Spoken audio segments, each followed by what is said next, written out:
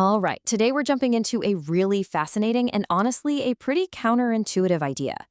What if getting a giant pile of cash, completely free, could actually be the worst thing that ever happens to you? No, really think about that for a second. We all dream of winning the lottery, right? Or getting some unexpected inheritance. But what if that dream, when it finally comes true, turns out to be a total nightmare in disguise? I know, it sounds nuts, but the philosophy we're digging into today makes a really compelling case that we've got this whole free money thing completely wrong. And this is the core idea we're going to unpack. It's a pretty bold statement, right? The philosophy is that every single dollar has a source and a purpose. And if you treat it like it just fell out of the sky, well, that's pretty much the first step towards total disaster. Okay, so to get our heads around this, let's start with something most of us can relate to, the work bonus. That end of year check we all get excited about. We tend to think of it as extra cash, but let's take a closer look at what it really is. I mean, this is how we all see it, isn't it? You work hard, you hit your targets, and boom, the company gives you a reward. It feels like a gift, a nice pat on the back in the form of cash. But is that really the whole story? Well, here's how this philosophy completely reframes it. The argument goes like this. First, your company decides on your total annual compensation package. But then, they hold a piece of that back all year. So your monthly paycheck is actually a little less than what you're truly earning. And that money they held back, that's what becomes your bonus. So the key takeaway here is it's not a gift. It's really just a deferred payment of money that was already yours to begin with. You just only get it if you perform well. If you don't, well, they just keep it. Okay, so let's shift gears from the bonus to the ultimate fantasy of free money, the lottery. If the bonus is just kind of a misunderstanding of how your pay is structured, this philosophy argues that the lottery is something way, way more dangerous.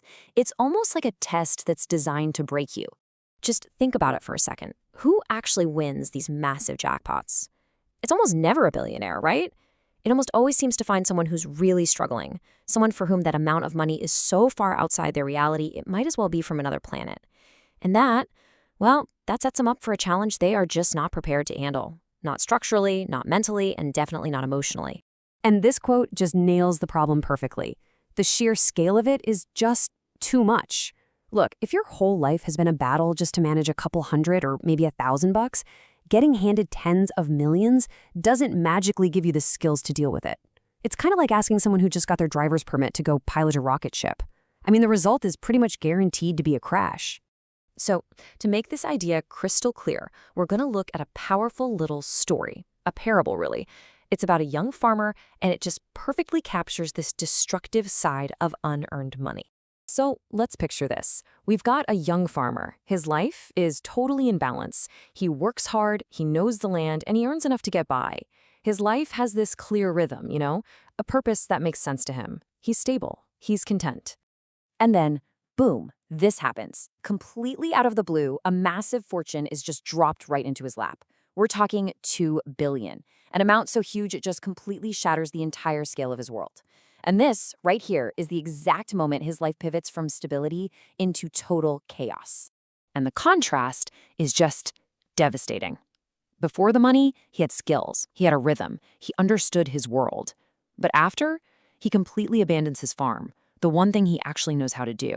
He starts chasing these crazy business ideas he knows nothing about. His life loses all its structure, and well, you can guess what happens. He fails.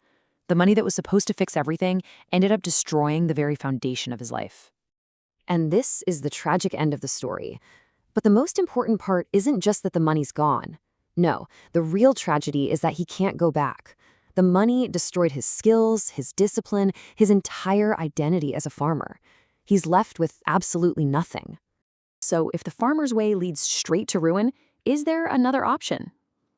Well, according to this philosophy, yes, there is. There's an alternative path for handling a huge windfall, and it's called the path of study. And these two paths could not be more different. The path to ruin is exactly what the farmer did, right? Buying flashy stuff, starting businesses he knew nothing about, telling everybody how rich he was.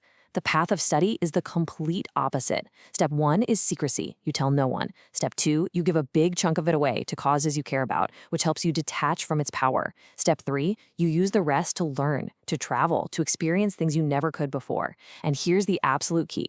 After that period of learning and discovery, you go back to your original life and your original work, but now you're enriched by your experiences, not destroyed by the money.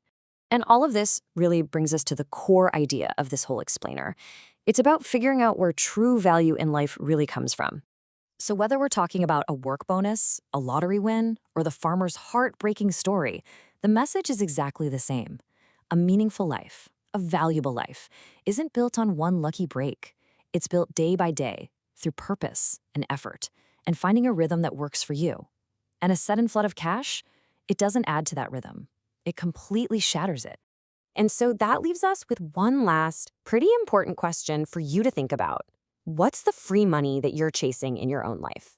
Is it that one promotion you think will solve everything, a lucky stock pick, or just this general idea that one big break is going to fix it all? What this whole philosophy suggests is that maybe we'd be better off focusing less on the windfall and more on the life we're already building day in and day out.